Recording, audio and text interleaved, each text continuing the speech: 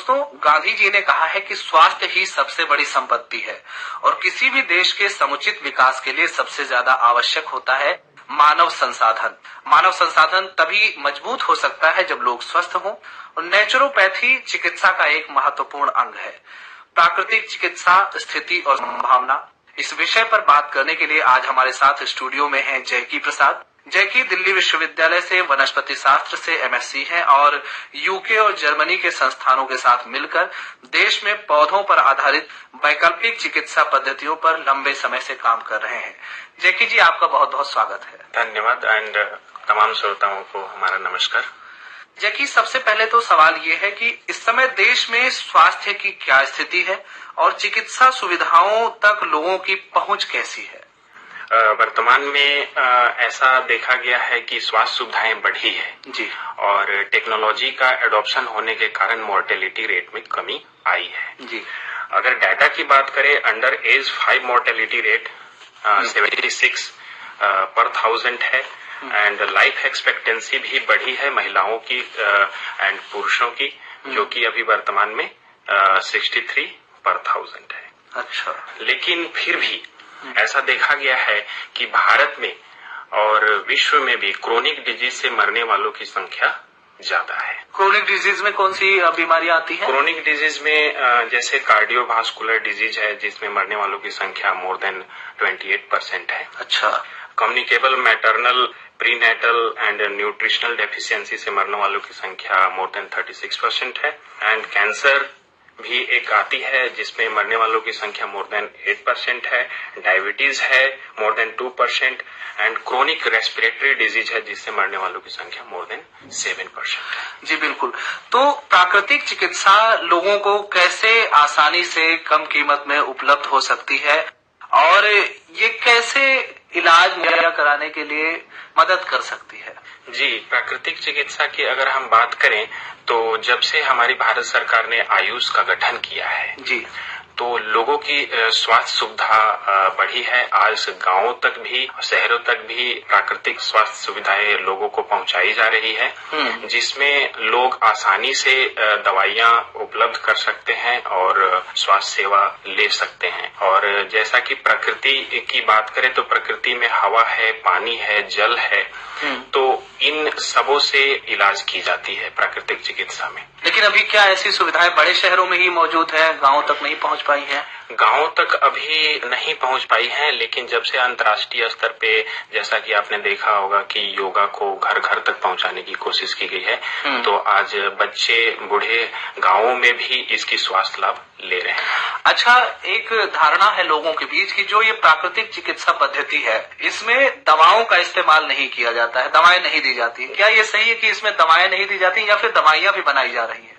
जी, ऐसा धारणा इंडिया में है कि इसमें दवाइयां नहीं दी जाती है। जो प्रकृति में जैसे कि मड है, मड बाथ की जाती है, स्टीम बाथ की जाती है, लेकिन आज यूरोपियन कंट्री में कुछ दवाओं का भी उपयोग किया जा रहा है। तो जैसा कि पौधे हैं, तो पौधे से जो रस निकाली जाती है, उन रसों को एक तरह से हम दवाइयां भी मान सकते हैं और प्रकृति का देन भी मान सकते हैं, जिससे हम समुचित इलाज कर सकते हैं। अच्छा, मतलब दवाइयां भी बनाई जा रही है? जी जी, दवाइयां भी बनाई जा रही है। जी, तो अगला हमारा सवाल ये रहेगा कि आप जिन चिकित्सा पद्धतियों को नेचुरल चिकित्सा पद्धति के अंदर रखते हैं तो उनकी दवाइयां आखिर बनती कैसे हैं? जी, जिस चिकित्सा पद्धति से हम ताल्लुक रखते हैं उसे एस्पैजरिक के नाम से जाना जाता है।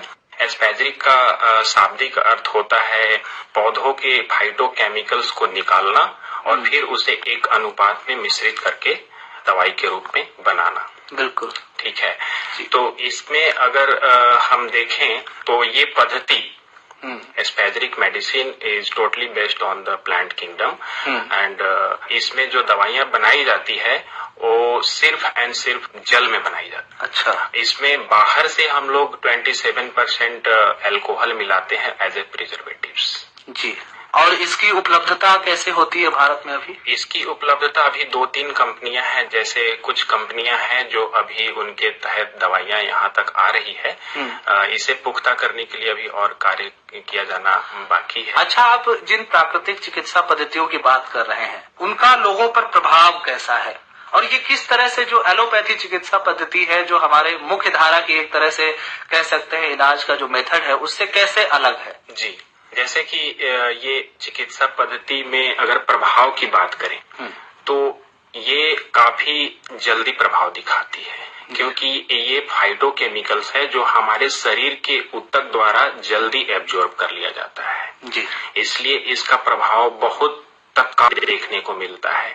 ऐसे लोगों के बीच आपने सुना होगा कि वो वैकल्पिक चिकित्सा पद्धति को पसंद तो करते हैं लेकिन उसमें जाना इसलिए भी नहीं चाहते हैं क्योंकि उसमें तुरंत प्रभाव देखने को नहीं मिलता है। लेकिन एस्पैज्रिक में ऐसा देखा गया है कि हमारे जो डिजीज टिश्यू होते हैं वो ऊतक बहुत जल्दी उस फाइटोकेमिकल्स को एब्जॉर्ब कर पाते हैं, इसलिए इसका प्रभाव जल्दी देखने को मिलता है जी। अच्छा, हमारे यहाँ ये भी सलाह दी जाती है कि आप दवाइयां लें तो डॉक्टरों से ही लें, है ना, तो क्योंकि साइड इफेक्ट्स होते हैं बहुत सारी अंग्रेजी दवाओं के। तो अगर साइड इफेक्ट्स की बात करें तो इस मामले में जो नेचुरोपैथी है वो कैसे कारगर ज्यादा साबित होती है? जी, इसमें किसी तरह की साइड इफेक्ट नहीं होती है क्योंकि ये हमारे बॉडी में किसी तरह के फ्री रेडिकल्स नहीं बनाते हैं।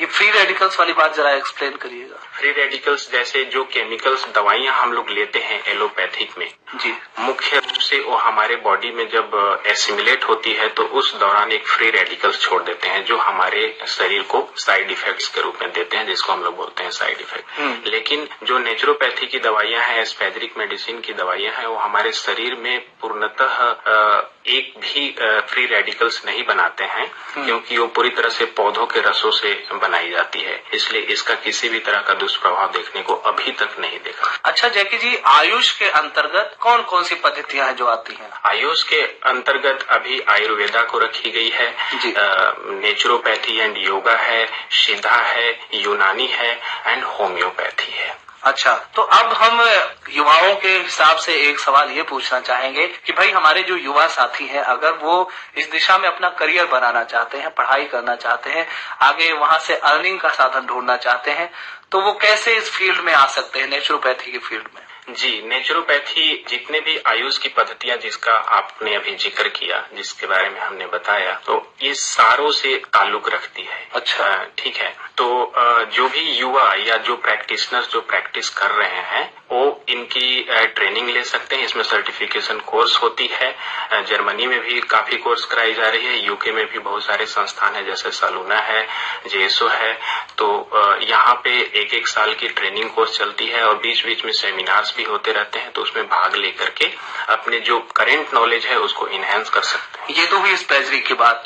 इसके अलावा इसमें और भी सारी जो चीजें आ रही, योगा है, होम्योपैथी है, तो उस दिशा में भी लोग अगर युवा साथी जाना चाहते हैं तो वो उनका क्या बैकग्राउंड होना चाहिए, क्या क्वालिफिकेशन होनी चाहिए? जी, बैकग्राउंड जो वो कर रहे हैं, जैसे जो आयुर्वेदा कर रहे हैं, नेचुरोपैथी कर रहे हैं, योगा कर रहे हैं, उसके साथ साथ इसमें वो ट्रेनिंग लेकर के और मेडिसिन को अपने जो सिस्टम ऑफ मेडिसिन है उसके साथ इसको इंटीग्रेट कर सकते हैं। और इसमें ऐसा देखने को मिलता है, इसकी खास बात यह है कि जो वैकल्पिक चिकित्सा पद्धति के जो प्रैक्टिशनर्स होते हैं जी, वो कहीं न कहीं स्ट्रगल कर रहे होते हैं रिजल्ट लेने में, उनको रिजल्ट नहीं मिलती है।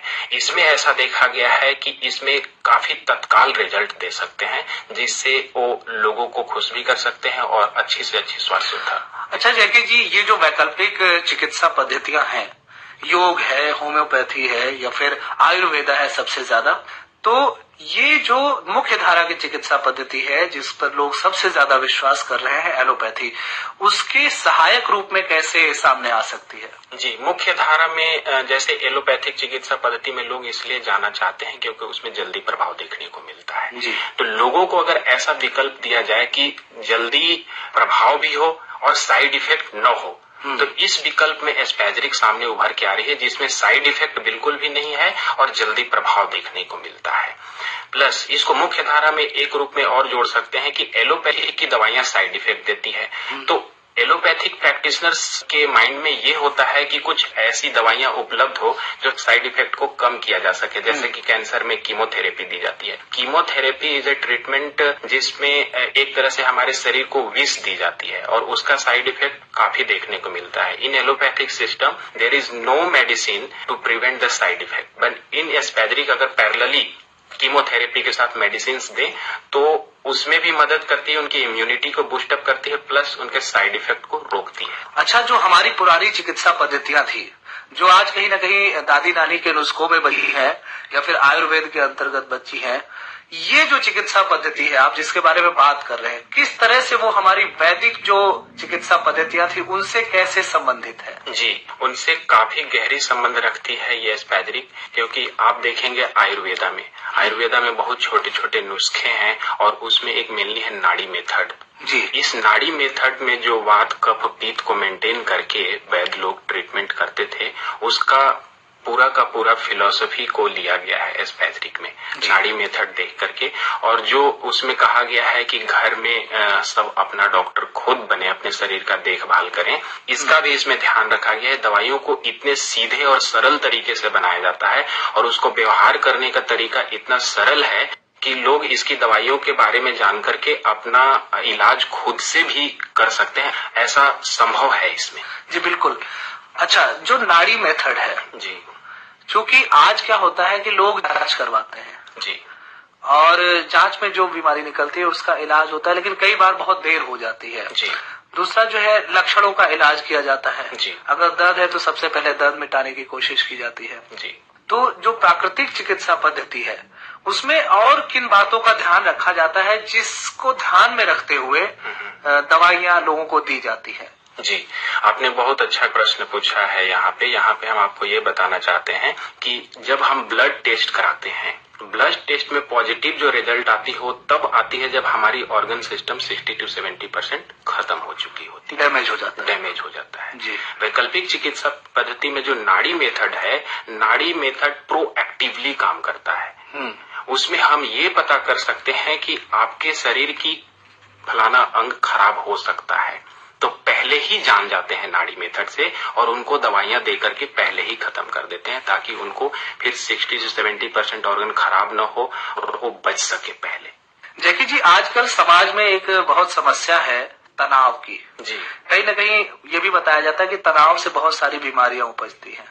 तो आप क्या सलाह देंगे तनाव से दूर रहने के लिए? युवा साथी या बाकी हमारे जो सारे श्रोता हैं वो क्या कर सकते हैं? तनाव से बचने का सबसे अच्छा साधन है कि आप अच्छा भोजन लें, फल लें, फ्रूट्स लें और एक्सरसाइज करें। और एक्सरसाइज में हल्की फुल्की, जैसे कि थोड़ी बहुत वॉकिंग कर लें। और दुनिया बहुत खूबसूरत है, लोग बहुत खूबसूरत हैं, लोगों से मिले, बात करें, अपने आप को आइसोलेट करके काम में ही और काम से थोड़ा सा निकल करके दुनिया के बारे में भी सोचे, आसपास के जो पर्यावरण है उसमें टहलें, घूमें।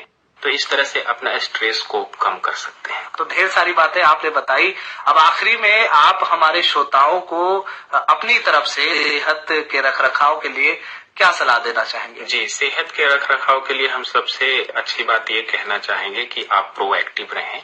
जी, बीमारियों को आने से पहले ही जान जाएं कि हमें ये शरीर में थोड़ी बहुत जो सिम्टम्स आ रही हैं, वैसे ही अपने चिकित्सकों से सलाह लें और बीमारियों को आने ही ना दें।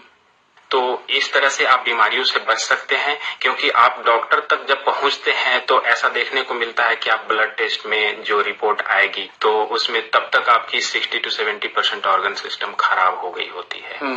तो आप प्रोएक्टिव रहें, अच्छा भोजन करें, थोड़ी बहुत एक्सरसाइज करें, इस तरह से आप स्वस्थ जीवन जी सकते हैं। तो जैकी जी, आपने हमारे श्रोताओं को बहुत सारी जानकारी दी कि कैसे स्वस्थ जीवन जिया जा सकता है और इसके अलावा प्राकृतिक चिकित्सा पद्धतियां कैसे स्वस्थ शरीर में सहयोगी हो सकती हैं। आपको इसके लिए बहुत बहुत धन्यवाद।